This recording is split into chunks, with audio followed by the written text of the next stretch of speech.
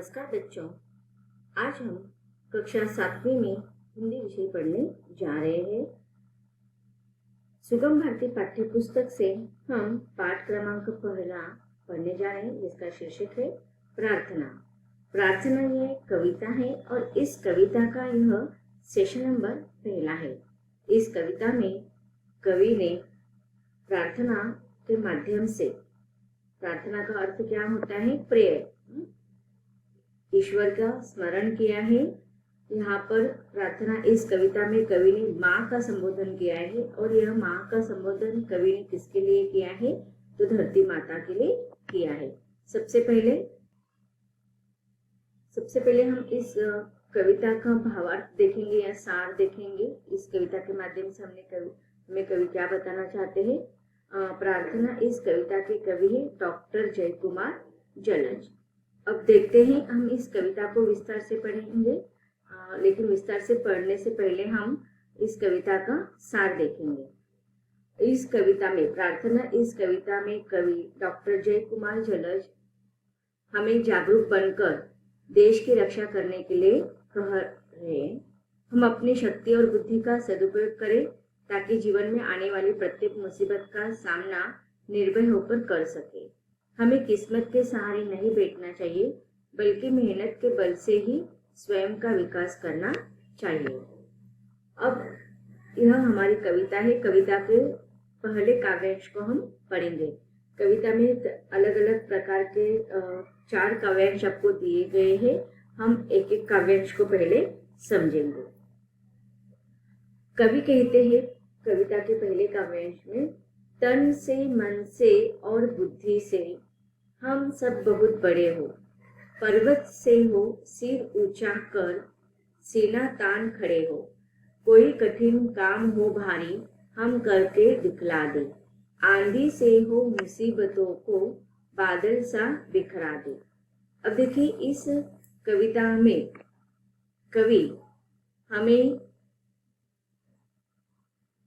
प्रार्थना इस भाव को दर्शाते हुए कवि ने माँ का संबोधन इस कविता में किया है। अगले कविता की जो पंक्तियां है उसमें हमें पता चल जाएगा, लेकिन ये जो प्रार्थना कवि कर रहे हैं बच्चों के द्वारा, वो किसको किया गया है? हमारे भारत माँ को संबोधित करते हुए यह प्रार्थना की गई है। और कवि कहते हैं कि हे भारत माता, हे मातृभूमि, आप हमें तन से, तन का अर्थ होता है शरीर, और मन से और बुद्धि से हम सब बहुत बड़े हो, कि हमारे अंदर आप इतना शक्ति प्रदान करो, इतना सामर्थ्य हमें प्रदान करो कि हम शरीर से, मन से और बुद्धि से बहुत ताकतवान हो जाए, सामर्थ्यवान हो जाए, शक्तिशाली बन जाए, जिससे कि हमें किसी भी प्रकार का संकट या समस्या हमारे जीवन में आए तब हम उसका डटकर मुकाबला कर सके। तो हमारे जीवन में आने वाले हर मुसीबतों का सामना करने के लिए हे माँ, हे धरती माता, आप हमें हमारे शरीर से शक्तिवान बनाओ, शक्तिशाली बनाओ, मन से भी हमें दृढ़ बनाओ और बुद्धि से भी हमें तीव्र बुद्धि का बनाओ, जिससे कि हम सब क्या कर सके, हमारे जीवन में ही नहीं बल्कि सारे हमारे आसपास रहने वाले लोगों के जीवन में आए हुए मुसीबतों का हम डटकर सामना कर सके। तो हम हर मुसीबत से बड़े हो, हम सब बहुत बड़े हो। पर्वत से हो सिर ऊंचा कर, सीना तान खड़े हो। अब देखिए, यहाँ पर कवि और क्या प्रार्थना करे, क्या विनती करे कि पर्वत से हो सिर ऊंचा। अब देखिए, अगर हम देखा जाए पर्वत का अर्थ क्या होता है? अचल या नग। समानार्थी शब्द आपको पूछा जा सकता है। पर्वत का अर्थ होगा अचल या नग। तो पर्वत आपने देखा होगा बहुत ऊंचा होता है, इतना ऊंचा होता है कि हम उसकी तरफ देखते समय हमारे सिर को ऊपर करते हैं। तो यहाँ पर कवि कामना करे, प्रार्थना करे कि हमारा सिर इतना ऊंचा हो कि वह पर्वत से भी ऊंचा हो। सीना तान खड़े हो। सीना तान कर खड़ा होना अर्थात हमें क्या करना है कि डटकर मुकाबला करते समय हर मुसीबतों का हमें डटकर मुकाबला करना है। तो हमें किसी भी स्थिति में पीछे कदम नहीं हटाना है, किसी पीठ नहीं दिखाना है। हम पीठ कब दिखाते हैं? जब हम हार मान जाते हैं। लेकिन हम सीना तानकर खड़े कब होते हैं? जब आए हुए समस्याओं का, मुसीबतों का सामना करने के लिए हम तैयार होते हैं। तब हम कहते हैं सीना तानकर खड़ा होना। यहाँ पर सीना तानकर खड़ा होना यह मुहावरा है। तो यहाँ पर कवि कामना कर रहे हैं पर कि हमारा सिर किस प्रकार से ऊंचा हो। आपको देखो प्रश्न भी पूछा गया है कि हम सीना तानकर किस प्रकार खड़े हो। तो हम सीना तानकर किस प्रकार खड़े हो? पर्वत के समान। आप लोगों को पता होगा कि जैसे हिमालय पर्वत है, हमारे भारत देश में सबसे ऊंचा माना जाता है, तो वो कैसे सीना तानकर खड़ा है। तो हम भी क्या करें? पर्वत के समान हमेशा सिर ऊंचा करके हर मुसीबत का सामना करने के लिए हम सीना तानकर खड़े हो सके। तो यहाँ पर हम सीना तानकर किस प्रकार खड़े हो, इस प्रश्न का उत्तर आप क्या लिखेंगे? पर्वत की तरह। आगे कवि कहते कि कोई कठिन काम हो भारी हम करके दिखला दे।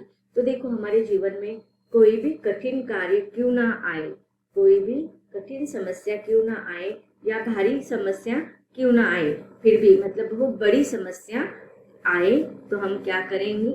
उस समस्या का हल निकालकर हम जय को हासिल करेंगे। आंधी से हो मुसीबतों को बादल सा बिखरा दे। अब देखिए यहाँ पर कवि कहते हैं कि आंधी, आंधी से मतलब आंधी के समान, तूफान के समान।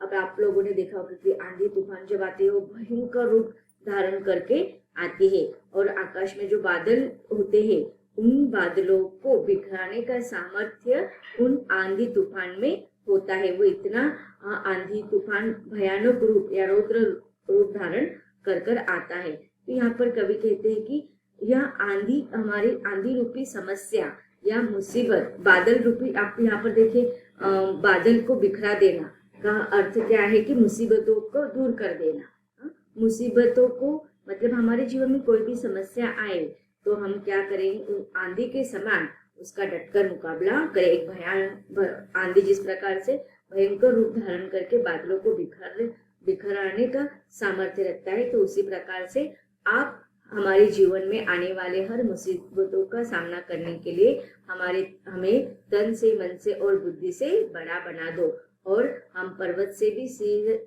ऊंचा करके सीना तानकर खड़े करने हो जाए, ऐसी सामर्थ्य हमें दो। और कोई भी कठिन काम हो हम उसे करने की सामर्थ्य रखें। अब हम इस जो काव्यांश को पढ़ा है उसका संदर्भ, प्रसंग और व्याख्या देखेंगे। संदर्भ में आप लिखेंगे कि प्रस्तुत पंक्तियां हमारी पाठ्य पुस्तक सुगम भारती के पाठ 1 प्रार्थना से ली गई है और इसके रचयिता डॉक्टर जय कुमार जलज है। प्रसंग में आप लिखेंगे कि प्रस्तुत पंक्तियों में कवि हमें प्रेरणा देते हुए कहते कि हम अपनी बुद्धि और बल का प्रयोग करके जीवन में उत्पन्न अर्थात निर्मित मुसीबतों का मुकाबला करें। व्याख्या देखते हैं हम। कवि की कामना है कि हम सभी तन, मन और विवेक से बड़े हो, हमारी ऊंचाई पर्वत की तरह हो और हम सिर ऊंचा कर सीना ताने हर कठिनाइयों का सामना करें। कोई भी काम हम साहस के साथ करके दिखा सके, हर आंधी को झेल सके और मुसीबतों को ऐसे चूर कर दे जैसे आकाश में बादल बिखर जाते हैं। इस काव्यांश की विशेषता क्या है? जीवन की कठिनाइयों से लड़ने और उनसे मुकाबला करने के लिए प्रेरित किया गया है। अब अगले काव्यांश को हम पढ़ेंगे। मुट्ठी में तकदीर बांधे हंसकर चलने वाले, अंधियारे में किसी दिए की लौ से जलने वाले, प्यासे को देखे तो हम सब सावन से खिर आए, सागर में ही नहीं हथेली गागर में भर आए। अब देखिए यहाँ पर कवि कहते हैं कि मुट्ठी में तकदीरें बांधे हंसकर चलने वाले। अब देखिए तकदीर, तकदीर का अर्थ क्या होता है? किस्मत या नसीब, नसीब या किस्मत। तो अब देखिए तकदीर, हम कहते हैं कि हमारी किस्मत में होगा तो हमें मिल जाएगा, हमारी तकदीर में होगा तो हमारे नसीब में होगा तो ये मिल जाएगा, वो मिल जाएगा, नहीं। लेकिन यहाँ पर कवि कहते हैं कि हमारी तकदीर जो होती है वो हमारी मुट्ठी में होनी चाहिए, अर्थात हमारे अंदर इतने कार्य करने की क्षमता होनी चाहिए। तो यहाँ पर देखो कर्मण्यवादी कार्य से, तो हमें कर्म पर यहाँ पर कवि ज्यादा कर्म पर भरोसा रखने का संदेश दे रहे, तकदीर पर नहीं। हमें क्या करना है, किस्मत के सहारे नहीं, बल्कि हमें कभी भी किस्मत के सहारे नहीं बैठना चाहिए, तकदीर के सहारे नहीं बैठना चाहिए, बल्कि मेहनत और बल से हमें स्वयं का विकास करना चाहिए। अब यहाँ पर कवि कहते हैं कि मुट्ठी में हमारे मतलब हमारे हाथों में इतना ताकत होना चाहिए, इतने कष्ट हमें करना चाहिए कि हमें तकदीर में, अगर हमारी तकदीर में, हमारे नसीब में अगर नहीं लिखा है, फिर भी हम हमारे कठिन परिश्रम से, हमारी मेहनत से, स्वयं के बल से हम अपने तकदीर को बदल सकते हैं। तो यहाँ पर कवि कहते हैं कि मुट्ठी में तकदीरें बांधे हंसकर चलने वाले, अंधियारे में किसी दिए की लो से जलने वाले। अब देखिए हंसकर चलने वाले की, देखो हमारी तकदीर में हर किसी का नसीब अलग होता है, हर किसी की तकदीर अलग होती है। तो यहाँ पर कवि कहते हैं कि हर किसी के जीवन के संघर्ष अलग होते हैं, तो हमें जीवन में रोना नहीं चाहिए कभी भी। हमें दुख से युक्त जीवन, हर व्यक्ति के जीवन में दुख होता है, हर व्यक्ति के जीवन में मुसीबतें होते हैं, संकट आते हैं, लेकिन उन मुसीबतों का हमें हंसकर सामना करना चाहिए। हमेशा जीवन में बहुत सारे ऐसे लोग होते हैं कि हमेशा अपने दुख का रोना रोते रहते हैं, हमेशा रोते रहते हैं। तो नहीं, हमें हमारे हथेली पर, हमारी मुट्ठी पर भरोसा होना चाहिए। हमारे अंदर जो शक्ति है, कार्य करने का जो बल है, स्वयं के बल को हमें पहचान कर हर दुख का हमें हंसकर सामना करना चाहिए, रोते हुए नहीं बैठना चाहिए। किस्मत के भरोसे हमें रोते हुए नहीं बैठना चाहिए, बल्कि हमारे शक्ति पर, हमें हमारे सामर्थ्य पर विश्वास रखकर कार्य करते रहना चाहिए और हमेशा हंसकर हमारे संकटों का मुकाबला हमें करना चाहिए। आगे कवि कहते हैं कि अंधियारे में किसी दिए की लो से जलने वाले। अब देखिए अंधियारा मतलब अंधकार, तो यहाँ पर अंधकार का अर्थ हम निराश, दुख को भी कह सकते हैं कि देखो निराश हमारे जीवन में जब हमारे मन के जैसे उचित कार्य नहीं होते हैं या दुख आते हैं, मुसीबत आते हैं, तो वह अंधेरे के समान होते हैं। अब पूरा अंधकार छाया हुआ है, लेकिन वहां पर दीपक के एक ज्योत सारे उस अंधकार को नष्ट करता है। तो उसी प्रकार हमारे जीवन में कितने भी दुख हो तो हमें निराश नहीं होना है। एक आशा की किरण हमारी उस जीवन के अंधेरे रूपे दुख को नष्ट कर सकता है। तो इसीलिए अंधेरे में किसी दिए की लो से जलने वाले, तो हर कोई केवल हमारे जीवन में ही दुख हो उसी समय ही नहीं, बल्कि हर व्यक्ति के मुसीबत में हम उस दीपक के लो के समान कार्य करें, जो एक निराश युक्त जीवन से, जब दुख से युक्त, निराश से युक्त कोई व्यक्ति होगा तो उनके जीवन में आशा रूपी किरण, हम जैसे दीपक की वो ज्योत अंधियारों को नष्ट करता है, तो हम भी उसी प्रकार दूसरों के जीवन में कार्य करने के लिए तत्पर रहे। प्यासे को देखे तो हम सब सावन से घिर आए, सागर में ही नहीं हथेली गागर में भर आए। अब देखिए यहाँ पर कवि कहते हैं कि हमें इतनी शक्ति और बुद्धि प्रदान करे कि हम प्यासों की प्यास बुझा सके तथा हर जमीन को सूखी और जमीन या बंजर भूमि को हम तृप्त कर सके।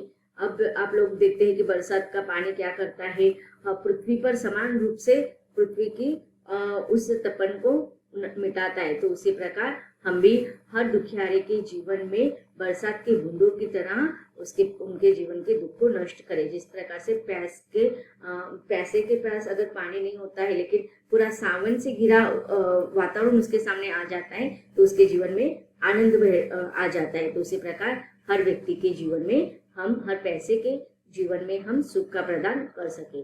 सागर में ही नहीं हथेली गागर में भराए। तो अब देखिए सागर मतलब बहुत सारा पानी, और लेकिन गागर मतलब कम पानी। तो मतलब अमीर लोग ही नहीं, बल्कि गरीब से गरीब व्यक्ति हो, हर व्यक्ति को हम क्या करें, सहायता कर सके। हमारे हाथों में इतना सामर्थ्य होना चाहिए कि हर समय हम दूसरों की सहायता करने के लिए हमारे हाथ आगे बढ़ने चाहिए। तो बच्चों, अब तक हमने कविता के 2 काव्यांश को विस्तार से पढ़ा है। काव्यांश 2 का हम संदर्भ और व्याख्या इसके अगले सेशन में पढ़ेंगे। अब मिलते हैं नेक्स्ट सेशन में। धन्यवाद।